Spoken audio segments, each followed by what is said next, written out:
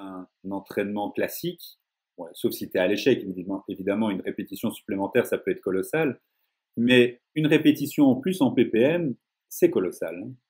Ouais, Les, ouais. les, les, la première, la deuxième, moi j'ai ça très souvent, la première et la deuxième, elles sont un peu trompeuses parce que tu te dis, tiens, ça va aller. Et la Ouais. troisième, oh, et là tu te dis, j'arriverai jamais à 8. Ouais. Tu sais, quand t'es à la troisième de la deuxième phase. Moi, pour Ouais. moi, c'est celle-là qui me tue toujours. Hein. Parce que j'aime Ouais. quand même bien le rest pause. Tu vois, le, Ouais. le petit rest pause de la phase 3, il fait quand même du bien, je trouve. De toute façon, mais que je dise pas de bêtises, dans la phase 3, il y a un schéma,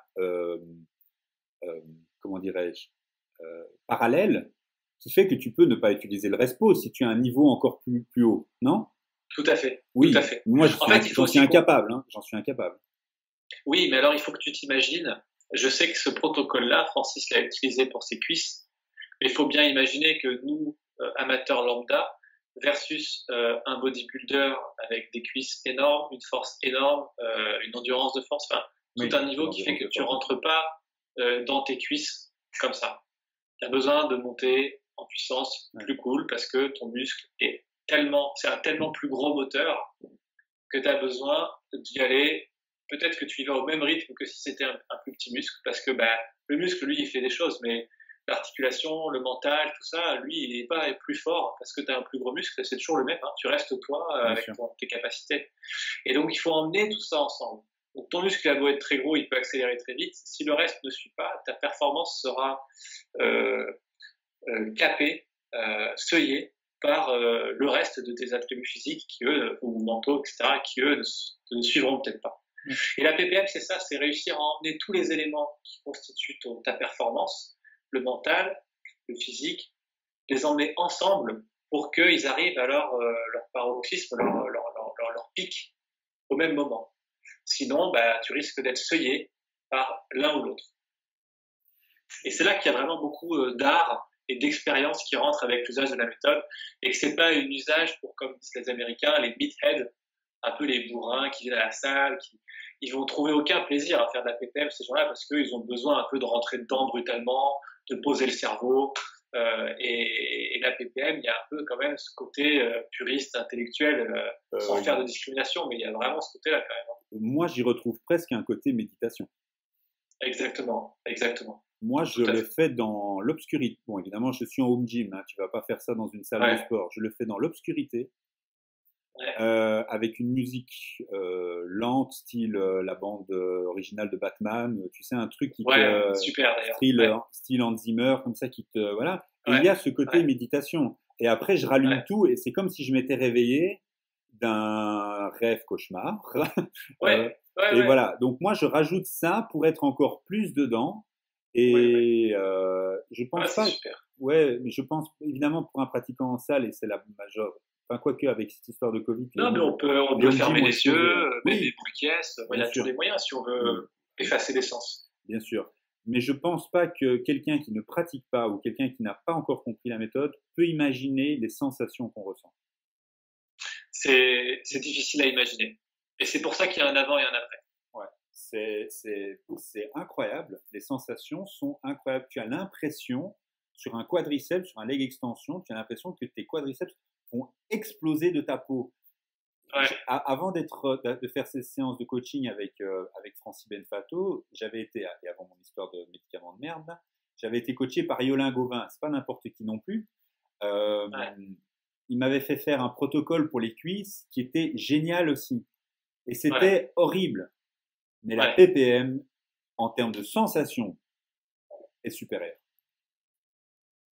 T'avais fait quoi Et il avec me lui? faisait faire un tri-série, donc tu sais, c'était Ok, vraiment, on démarrait avec 20 répétitions, et puis je devais m'arrêter, rester 5 secondes, enfin des trucs ouais, déchargés, on repartait sur 20 répétitions, ouais, enfin un truc interminable, tes cuisses grillent, elles brûlent, c'est infernal, ouais, mais tu es quand même dans, ouais, tu vois, alors que la ppm, c'est tout l'inverse. Tu voudrais taper dedans, tu peux pas, tu peux pas, tu ne peux pas. On dirait que, que chaque répétition, dans ta tête, tu dis non, je ne peux pas. Je dois tenir, je dois tenir, je dois tenir. Et je n'ai jamais retrouvé les sensations dans aucun autre. Je n'ai pas dit que c'était mieux ou moins bien. C'est une sensation que tu ne connais pas dans les autres entraînements. Ah non, c'est sûr. C'est sûr. C'est pour ça que je trouve dommage, enfin, ou dommage, non, c'est pas dommage, mais que je trouve important d'en parler afin de la faire connaître. Si, Oui, dis-moi. ouais, je sais pas si on a le temps de rentrer dans les détails de tous les éléments. Ce sera peut-être trop long parce que je pense que c'est des choses qui ont déjà été dites dans d'autres vidéos, les podcasts avec Eric Rallo, dans mes vidéos aussi où je reparle toujours des éléments. Et puis il y a mon article sur Internet pour les gens qui veulent avoir quelque chose de plus structuré sur une vue globale de la PPM. On peut en refaire, hein, si on aime bien, on peut se refaire un podcast d'ici quelques semaines, hein, quand on aura fait celui-là. Si on voit qu'il y a des choses on aurait voulu dire ça, ou si on nous pose des questions, on peut tout à fait en refaire, ça c'est pas du tout un problème. Si on veut rentrer dans certains sujets précis, à titre d'info, j'aurais dû le dire au début de la vidéo, mais je mettrai dans la description les minutes avec les sujets. Comme ça, les gens peuvent cliquer. J'aurais dû le dire dès le départ, c'est un peu con, parce qu'il faut maintenant avoir regardé la vidéo pendant 40 minutes pour le savoir. Mais, non, ils le verront parce que tu sais, les petits traits. Oui, juste, maintenant il y a les traits, c'est vrai, c'est juste. Bon, alors, qu'est-ce qu'on avait noté d'autre? Les points, c'est intéressant ça, les côtés bénéfices et négatifs de la méthode. Ouais. Alors bon, là, je vais vraiment donner simplement mon opinion par rapport à la méthode, sachant que du coup, moi, j'ai travaillé en PPM exclusivement. Pas PPM pur, on va revenir dessus, mais en PPM en tout cas exclusivement pendant, je pense, bien 3 ans. Ah oui, et aujourd'hui, c'est plus le cas. Je ne fais plus de la PPM pure, enfin de la PPM stricto sensu. Surtout, après, il y a eu aussi les confinements et compagnie. Donc j'ai à peu près 3 ans d'expérience de PPM pure et avec des discussions quotidiennes avec Francis et tout ce qu'on sait, etc. Bien sûr. Donc, et ce que je vais dire là, c'est bien entendu que mon opinion sur la méthode. Alors, les bénéfices de la méthode. J'ai noté parce que j'ai noté un peu des idées quand je me suis préparé à notre échange, parce que je voulais avoir un peu de structure et que ce soit plus agréable pour les gens de nous écouter. Donc, alors, la première, je dirais, c'est c'est une méthode respectueuse. Elle respecte l'individu, elle respecte son corps, elle respecte son mental, elle respecte sa physiologie. Ça, c'est important parce qu'il y a beaucoup de méthodes où en fait, on va mettre l'accent sur l'objectif, prendre du muscle, faire du gras, blabla, au détriment de la personne. Ouais. Et on est quand même là pour être heureux. Comme tu l'as dit, tu t'entraînes parce que tu en as besoin. Moi, quand parfois des gens me disent mais pourquoi tu fais de la muscu, machin, etc., je leur dis mais ça me rend heureux. Ça me rend heureux. Voilà, je fais pas de compétition, je gagne pas ma vie avec ça, je fais rien de tout ça, mais ça me rend heureux. Donc on est quand même là pour être heureux et pour être bien dans son corps. Si on veut aller faire du ski d'hiver en montagne, on a peut-être besoin de s'entraîner, de s'entretenir le reste de l'année. Donc les gens vont à la salle. Bon voilà, il y a plein de choses. Et nous tous, on a besoin de trouver une manière de se respecter. Comme tu l'as dit toi, par exemple, la structure, elle n'est pas capable d'enchaîner, d'encaisser des barres à 100 kilos au squat, au développé couché, au rowing et tout ça tous les jours. Non, tu t'effondres. Et moi, je suis un peu comme toi aussi, je pense. C'est aussi ça qui m'a attiré vers Francis. Donc voilà, donc ça c'est une première chose, elle est vraiment respectueuse, et pas que du corps, mais aussi du mental, okay, puisqu'on a ce respect d'arriver à la salle, on n'a pas envie, on a froid peut-être, etc., et on respecte tout ça, de même qu'on respecte sa motivation de vouloir revenir le lendemain. Si on se crame, qu'on s'explose avec 2 heures d'entraînement, full body, comme un dingue, venir le lendemain, non, on n'a plus entendre parler. À 18 ans peut-être, à 18, 19 ans. Alors que si tu pars au pic de ta séance, tu as stimulé ton muscle, tu te sens comme un roi, comme Superman, c'est trop bien. Et là, au lieu d'aller t'épuiser en faisant autre chose, tu t'en vas. Bien. Tu t'en vas en ayant envie de revenir déjà, et vivement demain. J'allais le dire, je rebondis sur ce que tu dis, parce que je ressens énormément ce que tu viens d'expliquer quand je switch d'une séance à l'autre. Ma séance que je viens de faire, dos biceps, je suis épuisé. Ouais. Une séance PPM, tu as épuisé le muscle, mais tu n'es pas épuisé. Ouais. Non. Et en général, quand je m'entraîne plus en PPM, j'ai envie de m'entraîner le lendemain. Quand je m'entraîne en conventionnel, moi je m'entraîne très rarement le lendemain. Je m'entraîne en général 1 jour sur 2, voire 1 jour sur 3. Mais je ne suis qu'en maintenance, j'ai aucun objectif. Oui, je vais perdre du poids, mais ça c'est l'assiette, c'est pas l'entraînement, à mon stade en tout cas. Alors après, la PPM, on en reviendra dans les inconvénients, mais nerveusement, ça peut faire une séance de squat PPM productive. Ah oui, ça j'ai jamais c'est fait. violent. Oui, ça j'ai jamais fait. En squat, j'ai jamais fait. Moi, j'ai combiné. Donc, j'ai appris le leg extension. Ouais. Et après, maintenant, écoute, tu me fais hésiter. Si ça se trouve, j'ai dit une énorme connerie, mais je pense pas. On a quand même le droit de faire un superset aussi. Bah oui, tu le présentes. Tu fais un squat. J'en ai fait un. Ouais, voilà. Tout à fait. Et moi, comme je suis avec mes chevilles, je sais pas faire de squat. Moi, j'ai fait énormément de séances leg extension presse à 45. C'était génial aussi. Hein. Ouais. J'ai fait du pec deck développé couché aussi, mais très peu. Tout ça, c'est possible. Oui, on est d'accord, ça fait partie des possibles, tout simplement. Tu as déjà fait des squats en surélevant fortement tes talons sur une plateforme pour du coup limiter l'impact sur le tendon d'Achille? En fait, pour que tu comprennes, donc imaginons que c'est mon pied, je peux rien toucher. Je marche, Paul, je te jure, tu me verrais marcher, je marche comme ça.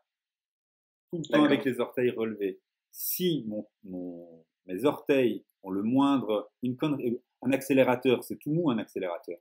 Un frein, c'est dur, mais un accélérateur, c'est tout mou. Je ne sais pas appuyer dessus avec mes orteils. Les tendons d'Achille sont comme du cristal.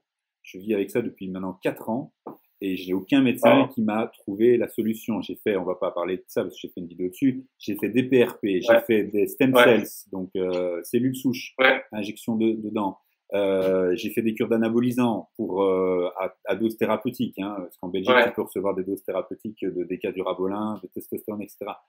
Mais c'est la merde, ça. Moi, j'ai que des effets secondaires avec ça, hein, à dose thérapeutique. Hein, donc, t'imagines, à dose dopante, je sais même pas où ils vont, les mecs. Hein. Soit ils les acceptent, soit ils en ont pas, et alors, du coup, ils tracent. Mais moi, avec des dosages ridicules d'anabolisants, ça le faisait pas non plus. Donc, bah, écoute, je me suis fait une raison, et je vis avec. Et un beau jour, peut-être. Voilà. Mais donc, non, malheureusement, ça va pas. Mais pour en revenir aux combinaisons, oui, quand tu as un bon niveau de pratiquant, tu peux faire un superset, mais je pense pas que tu le fasses chaque séance. Parce qu'en termes de volume, il faut l'encaisser, là. Hein. Ouais, en fait, c'est pas le protocole de base. Voilà. Qui est le protocole aussi un petit peu doué de sauvetage. Hein. Ça veut dire qu'on peut toujours y revenir quand on se perd un peu dans sa programmation. On peut toujours revenir à un programme de base, un exercice, pas dire un exercice de base parce que du coup ça veut dire exercice polyarticulaire, mais un des exercices classiques de la méthode. Recommandé par le superset. Ouais, le superset, c'est vraiment on arrive à la salle, on a mangé du lion le matin, je veux dire, c'est une séance de fou et on est là pour à la fois chercher peut-être un peu plus de croissance et puis aussi se chercher soi-même quelque chose d'autre et on y va, quoi. Ouais. Mais ça marche très bien. Ça marche très bien. Ouais. Une fois que moi je l'ai fait en pec deck, développé couché, ça marchait très bien. Je l'ai fait en leg extension, presse à cuisse, je l'ai dit. Sur un petit muscle, je vois pas l'intérêt. Sur un biceps, je sais pas, peut-être, dis-moi, mais sur un biceps, sur un triceps, je vois pas, sur une épaule, je vois pas l'intérêt. Donc, ouais, pec, ça marche bien, cuisse, ça marche bien. Alors, point bénéfice, donc respectueuse. Ensuite, je vais dire éducative. Pour moi, c'est une méthode éducative que toute personne qui fait un peu de salle serait bonne d'apprendre à maîtriser, puisqu'elle va apprendre à la personne plusieurs choses. Elle va lui apprendre qu'elle peut aller chercher de l'amplitude complète. Elle va lui apprendre que c'est pas forcément dangereux. Elle va lui apprendre que faire une répétition d'amplitude complète ou pas, ça fait toute la différence, parce que beaucoup de gens qui sont à la recherche de la surcharge progressive sacrifient en fait tellement d'éléments dans l'idée de pouvoir dire qu'ils ont manipulé plus lourd, qu'en fait ils manipulent pas plus lourd. Enfin, je veux dire, ils imposent pas plus de stress au muscle parce que derrière ils ont sacrifié trop d'éléments et donc l'effort musculaire lui est le même, quand bien même ils ont manipulé plus lourd. Donc ça va un peu apprendre ça aussi aux gens. Ça va leur apprendre ce que c'est qu'une contraction musculaire pure, complète. Cette sensation d'arriver à contracter complètement toutes ces fibres. Quand on ressent ça pour la première fois dans un biceps, on se dit mais qu'est-ce que j'ai fait avant ? Je contractais mon biceps, oui je le sentais, mais alors là quand on est en PPM et qu'on a l'impression qu'il va cramper, s'arracher, alors que pas du tout, il n'en vient jamais à ça. Mais il est tellement dur, toutes les fibres sont recrutées, là on se dit oui d'accord, donc je peux manipuler ces paramètres-là en fonction de comment je m'exerce. Et ça, c'est pas quelque chose qui est intuitif. Quand on est poussé, à on y va, et puis la séance d'après, on y va, mais on met un peu plus lourd, et on réduit un peu l'amplitude, on va un peu plus vite, on rebondit un peu, enfin, et on se retrouve pris dans l'ego, dans une surcharge progressive néfaste, puisque la surcharge progressive est nécessaire, mais elle n'a pas besoin d'être néfaste. Et donc, on va apprendre à ce que c'est que contracter un muscle, on va apprendre à laisser le poids et l'ego de côté. On va apprendre à donner de l'importance à des paramètres autres que simplement le poids, le nombre de reps, etc. Et donc, par rapport à tout ça, elle est éducative. On apprend aussi à mieux gérer ses ressources. Et ça, pour moi, c'est phénoménal. C'est pour ça qu'il y a un avant et un après. Voilà, j'allais le dire. On en revient à une des premières phrases qu'on a dit. Il y a un avant et il y a un après parce que tu ne peux plus concevoir ta séance conventionnelle si tu as été pratiquant PPM de la même manière. C'est impossible. C'est impossible. Tu vas de toute façon rechercher. Moi, par exemple, dans chaque séance conventionnelle de jambes, je vais intégrer du super lent dans mon leg extension. Je n'aurais jamais eu cette idée. C'est la PPM qui m'a permis de faire ça. Pourquoi je le fais? Parce que le leg extension ne me réussit absolument pas dans les méthodes ou en tout cas dans les cadences classiques. Dans les exécutions classiques, voilà, c'est le bon terme. Dans les exécutions classiques. L'exécution super lente, inspirée dans mon cas par ma pratique de la PPM, me convient parfaitement. Et donc, je me garde ça à la fin de ma séance. Je fais ma séance de jambes classique. Et j'ai une séance d'ailleurs sur YouTube. Et je finis en super lent. Je ne vais pas appeler ça de la PPM. Je finis en super lent. Mais par contre, j'utilise tout ce que je connais de mon exécution super lente en PPM.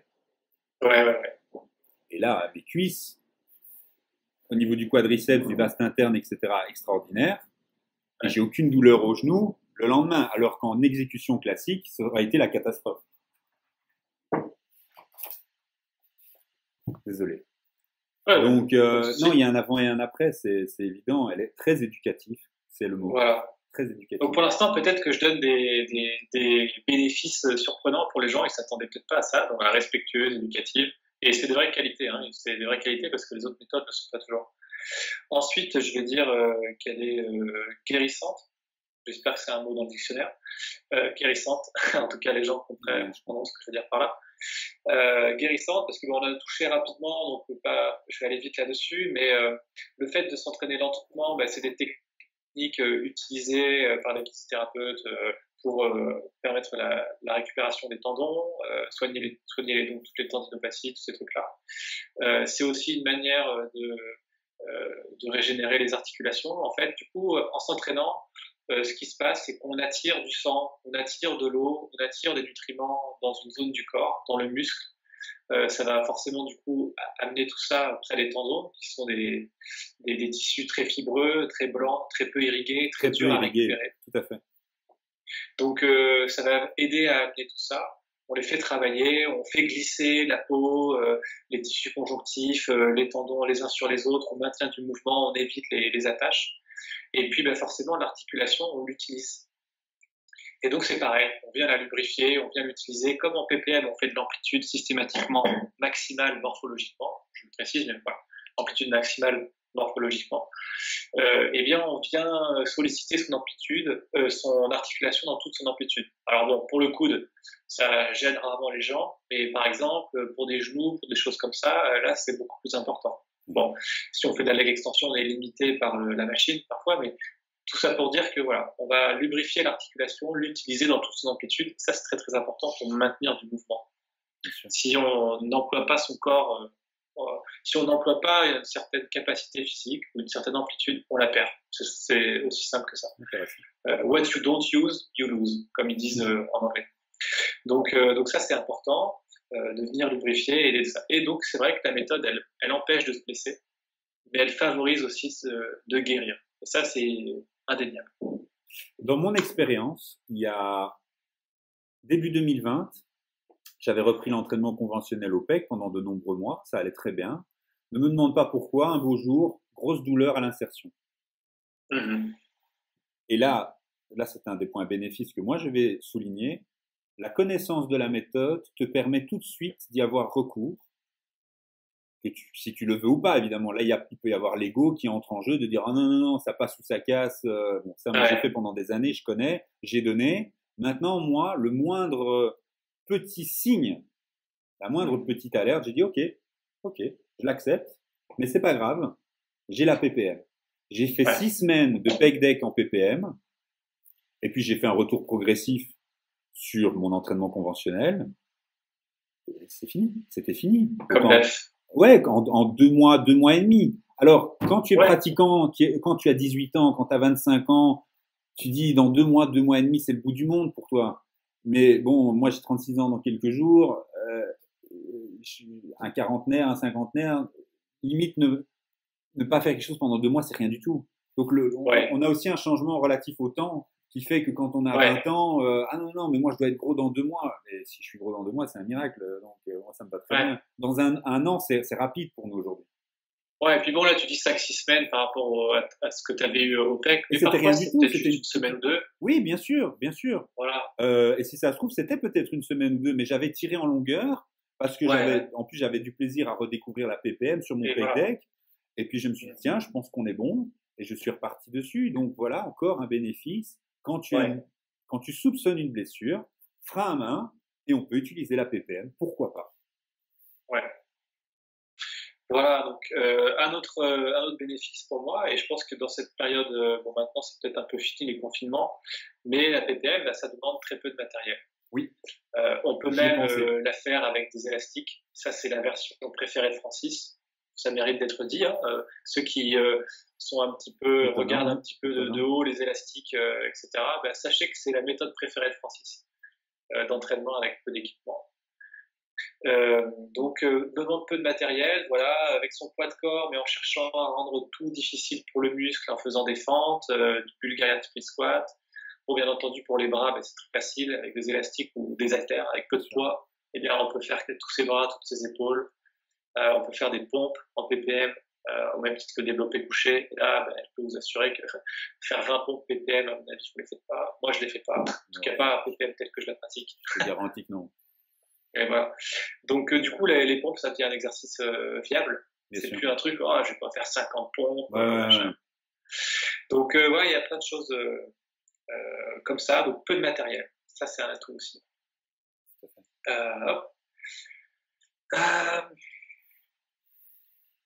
On s'est mis à lâcher l'ego, le poids. Ça, je l'ai noté aussi, mais je l'ai déjà mentionné. Voilà, bon, j'ai fait le tour des bénéfices principaux que je voulais souligner. Oui. Donc, respectueuse, guérissante, éducative, peu de matériel. Est-ce que tu en vois d'autres que tu voudrais mentionner? Bah écoute, j'ai rebondi sur 2, 3 choses que tu as dit. Effectivement, je suis assez d'accord. Moi, j'y trouve aussi, c'est pas du tout le bon terme, mais c'est le seul qui me vient à l'esprit. Aller casser la routine, tu vois. Voilà, ouais. tu t'entraînes pendant une période comme ça, et puis tu utilises la PPM. Donc, oui, casser Ouais, la c'est une routine. exploration. Voilà, casser la routine, mais Ouais. je trouve que c'est intéressant aussi de dire, je suis un peu fatigué, je suis un peu lassé de ce que je suis en train de faire. Eh bien, pourquoi pas partir sur une période de PPM. Voilà, je trouve que c'est une Ouais. démarche qui peut tout à fait s'envisager dans le cadre d'un pratiquant confirmé qui sait l'utiliser directement. Allez, Ouais. tu retournes dedans, boum, c'est bon. Peut-être qu'il te faut une séance pour dire ah oui, bon, ça d'habitude j'aurais fait mieux, mais après une séance ou deux, c'est bon. Donc Oui, voilà. ceux qui s'entraînent de manière classique et qui ont besoin de faire des semaines ou des cycles de décharge, ben pourquoi pas le faire en PPM. Ouais. Alors ils peuvent le faire avec leur méthode classique en mettant juste moins lourd et en faisant moins de volume, mais ils peuvent aussi faire de la PPM. C'est effectivement une bonne manière de se recharger. Alors, est-ce qu'on parle des inconvénients? Ah bah s'il y en a, on écoute, Allez, on écoute.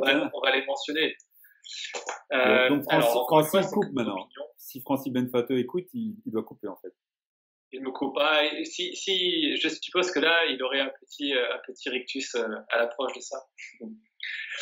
Alors, pour moi, la PPM pure, un de ses inconvénients majeurs, c'est la fréquence. La fréquence d'entraînement. Ça veut dire que comme on est censé faire un muscle par jour, par séance, si on met de côté quelques muscles, les avant-bras, le cou, bon, quelques muscles comme ça, on les met un peu de côté. On va répondre à beaucoup de questions avec ce sujet. Ouais, on peut pas ne serait-ce que tenir sur une semaine. On va forcément être sur 9 jours, 10 jours, allez, si on en sacrifie un ou deux, peut-être 8 jours. Voilà. On va être sur plus d'une semaine. Et là, on parle de quelqu'un qui va du coup venir s'entraîner tous les jours. Alors oui, t'as pas besoin d'aller à la salle tous les jours parce que comme on l'a dit, si tu as tes haltères chez toi, tu fais tes biceps chez toi. Ouais, d'accord.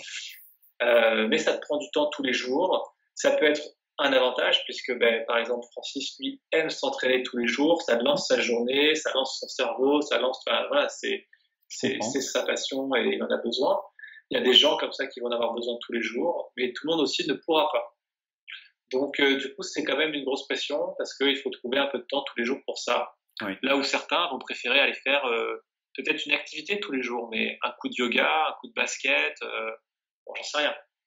Donc ça, c'est une première difficulté. Et il y a aussi le fait que quand même, pour quelqu'un, pour un pratiquant culturiste, peu importe, n'importe qui, hein, on sait que une fréquence plus élevée d'entraînement, c'est souvent un des meilleurs moyens aussi pour aller chercher plus de progrès.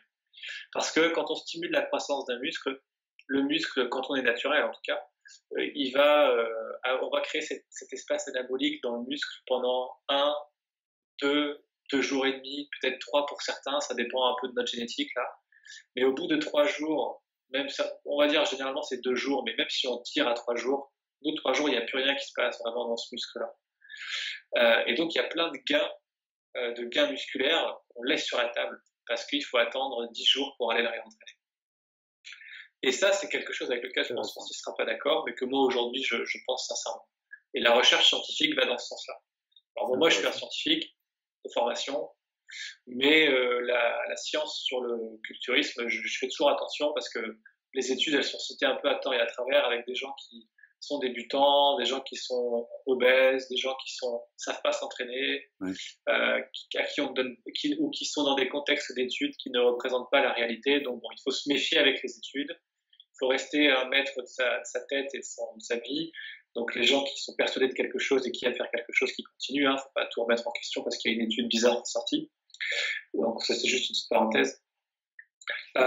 Mais donc la fréquence d'entraînement, et c'est ce qui fait aussi la réussite de programmes comme des full body, des half body, des push-pull legs pour ceux à qui ça va parler.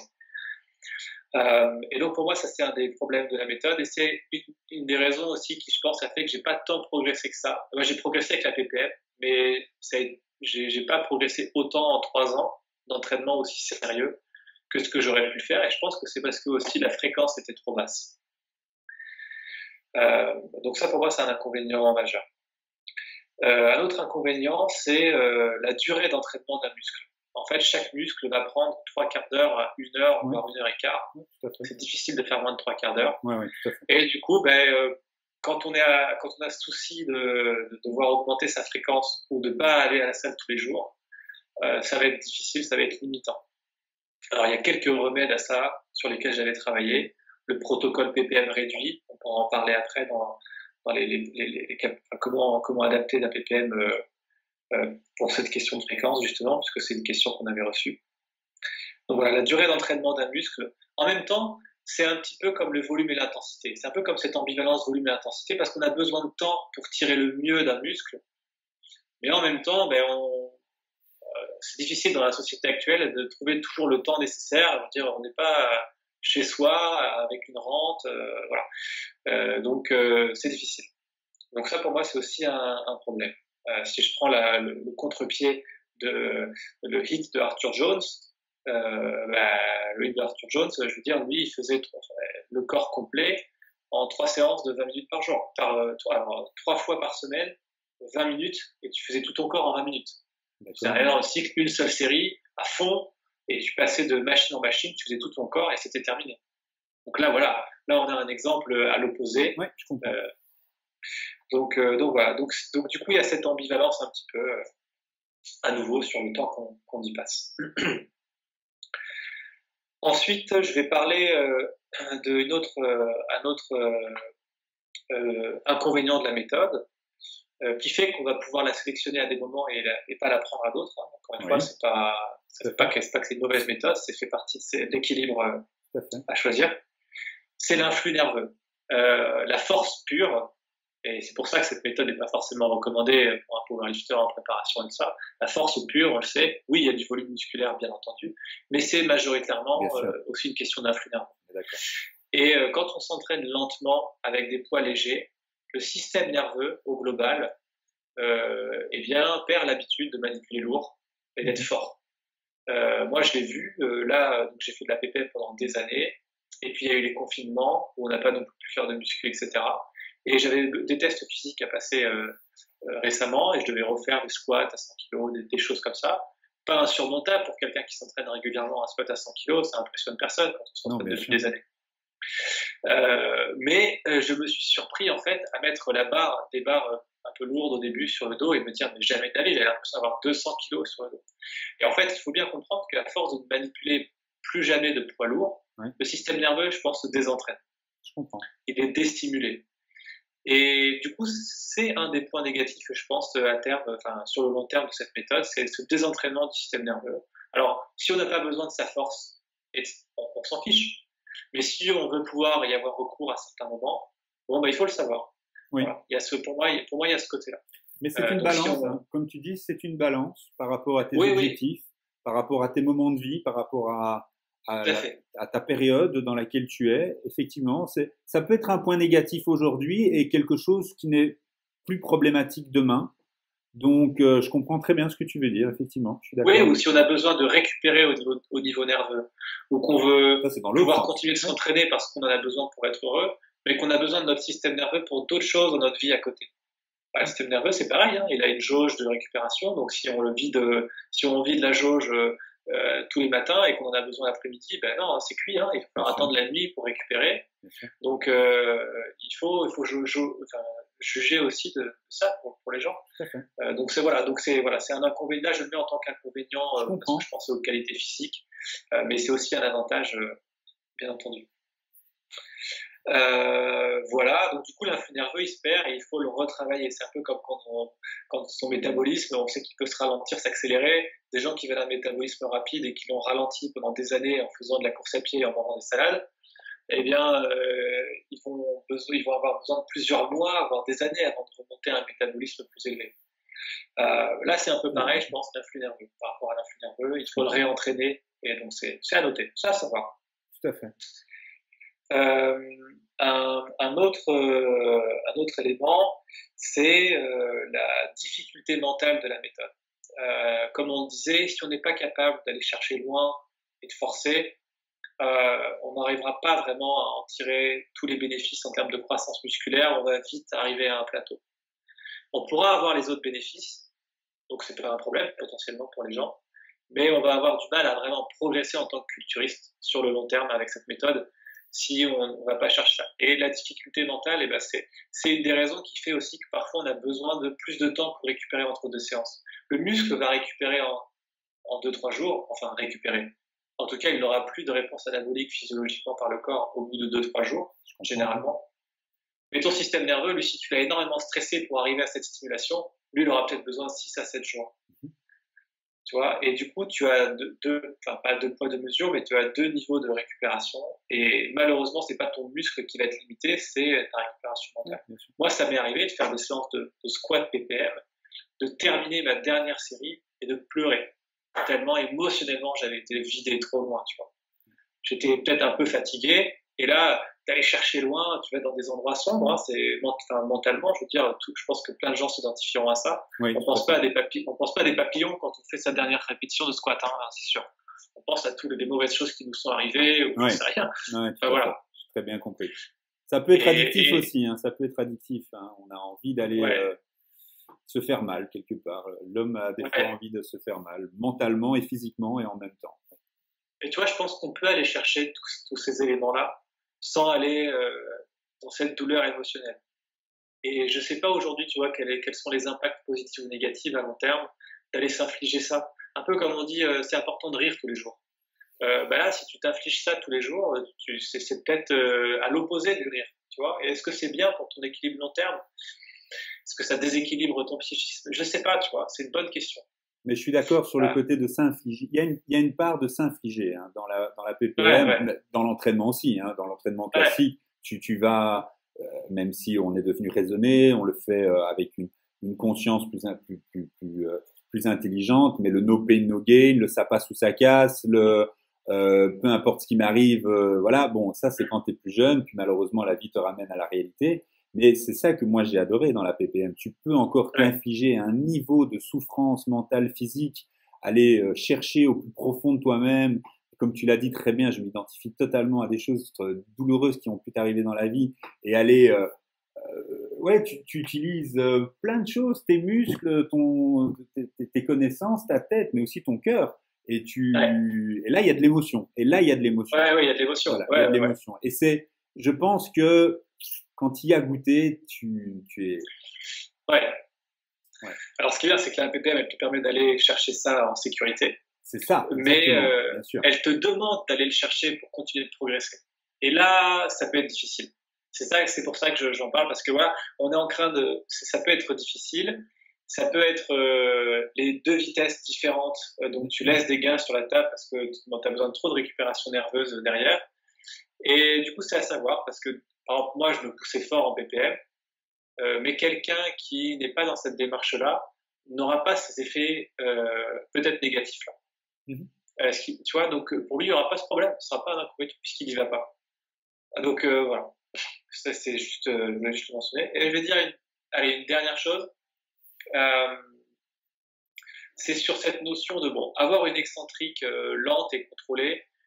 Je veux dire, il n'y a pas de débat pour l'hypertrophie musculaire, le développement musculaire, c'est nécessaire. Enfin, c'est pas nécessaire, mais si on le fait pas, Oui, on rate un des plus gros principes bien sûr, d'activation, mTOR et compagnie. Enfin, il faut le faire, quoi. de la croissance.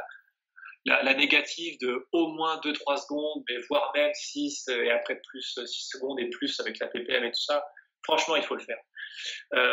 La concentrique lente, tout le monde n'est pas autant d'accord. Alors, en PPM, en fait, ce qu'on va dire, c'est qu'on va au plus vite. La vitesse la plus rapide qu'on accepte, c'est la vitesse qui t'assure que ton muscle est le seul moteur pour déplacer la charge. D'accord. Et tu commences à cette vitesse-là en phase 1, et puis au fur et à mesure, tu améliores l'élément en vitesse en réduisant ta vitesse. Et il y a certains grands coachs, comme je pense par exemple à John Meadows, qui est un coach américain très connu. Lui, par exemple, il n'aime pas faire des concentriques un peu lentes. Et quand je dis lente, lui, il connaît pas, je pense, la PPM. Mais il lance de l'ordre de 2-3 secondes. Où vraiment, tu prends le temps de la faire quand même lentement, ou tu ralentis volontairement la vitesse. Lui, il n'aime pas ça, parce qu'il trouve que du coup, tu envoies des signaux contradictoires à ton système nerveux de à la fois contracter le muscle au maximum et en même temps ralentir, parce que tu mets un peu le frein pour ne pas aller trop vite. Donc il est beaucoup plus dans une démarche plus explosive, alors, pas non plus forcément 100% explosive avec les risques que ça entraîne, mais en tout cas un peu plus explosive. Et en fait, à partir du moment où tu vas mettre lourd, ton explosif, il est tué, tu as juste une vitesse de contrôle rapide. En fait. Donc la vitesse se gère par elle-même, ouais, par le poids. Et donc c'est intéressant à noter. Moi je sais que ça m'avait pas mal marqué quand je lui avais entendu parler de ça, parce que je trouve que la remarque est bonne. Je sais pas la réponse, mais je trouve que la remarque est bonne, qu'il y a un peu ce sentiment d'accélérer et freiner quand on fait des concentriques lentes. En même temps, on sait qu'avec les concentriques lentes, voire même de s'arrêter. Oui, Francis me faisait m'arrêter. Tout à fait. Donc c'est une bonne remarque. Je la cite pour les gens, pour qu'ils puissent aussi après explorer par eux-mêmes. Mais comme on a comme objectif que d'exacerber au maximum nos sensations, j'imagine que dans la réflexion de Francis, il aura mis ça de côté. Il n'aura eu, voilà, il n'aura eu comme objectif que de rendre ça le plus compliqué possible, très lentement, s'arrêter. Je ne sais plus si c'était en off ou quand on était déjà en train de filmer, quand j'ai expliqué qu'il me faisait m'arrêter. Il me disait, tente de monter sans bouger. Je suis sur une élévation latérale. Hein. Ouais. Et c'est mental. Hein. Enfin non, il se passe un truc dans le muscle. Et là, tu sens une douleur qui vient s'accrocher et tu l'emmènes. Ouais, tout à fait. Donc c'est différent. Et encore une fois, le protocole de Francis, c'est ce qui permet d'avoir les effets incroyables qu'on connaît, cette sensation de contraction énorme dans le muscle. Donc il n'est pas question de critiquer la PPM, il est question d'apporter des éléments pour discuter et encourager les gens dans un sens ou dans l'autre. Ouais. Et donc ça, je trouve que c'est important. Et je sais qu'il y a une étude scientifique qui avait été pas mal, qui avait été publiée. Il comparait en fait les signes internes. On dit Q en anglais, c'est signaux internes. Les signaux internes pour contracter ton muscle plus fort, comme par exemple quand tu fais un développé couché, contracte tes triceps. Donc tu penses vraiment à contracter tes triceps fort, tu penses à tes triceps, exactement ce que tu décrivais, avoir l'impression de lever le bras alors qu'il ne bouge pas. Donc voilà, ces signaux internes. Il comparait ça avec les signaux externes, comme essaye de faire exploser la barre au plafond, enfin des signaux plus externes comme ça, pas internes. Et puis aussi aucun signal. Et ils voulaient voir en termes de recrutement et d'activation musculaire qu'est-ce qui marchait le mieux. Et ils se sont rendus compte que les signaux internes entraînaient une plus grande activation et que l'activation, donc la mind-muscle connection, ça marche, il n'y a pas de problème, mais que cette arrivée à un certain poids et une certaine explosivité, en fait, comme l'explosivité demande un fort recrutement musculaire, aucun signal interne ou externe était capable d'améliorer ou de supplanter en fait la forte demande par un mouvement un peu plus lourd et plus explosif. Donc ça, c'est intéressant aussi. C'est intéressant à noter. Alors, il faut faire attention quand on compare la PPM avec des études scientifiques classiques, parce que la PPM n'a rien de classique. La PPM n'a pas été testée réellement, et on pourrait découvrir des choses. Je pense qu'il y a des scientifiques qui nous écoutent, des scientifiques du sport. Ce serait intéressant de faire certaines études, je pense, sur la PPM sérieuses, pour voir vraiment ce que ça crée. Voilà. J'en ai fini avec mes inconvénients. Donc ça, c'est ce qu'on avait appelé les questions générales. Alors, on a des questions un peu plus précises. On est à 1h40.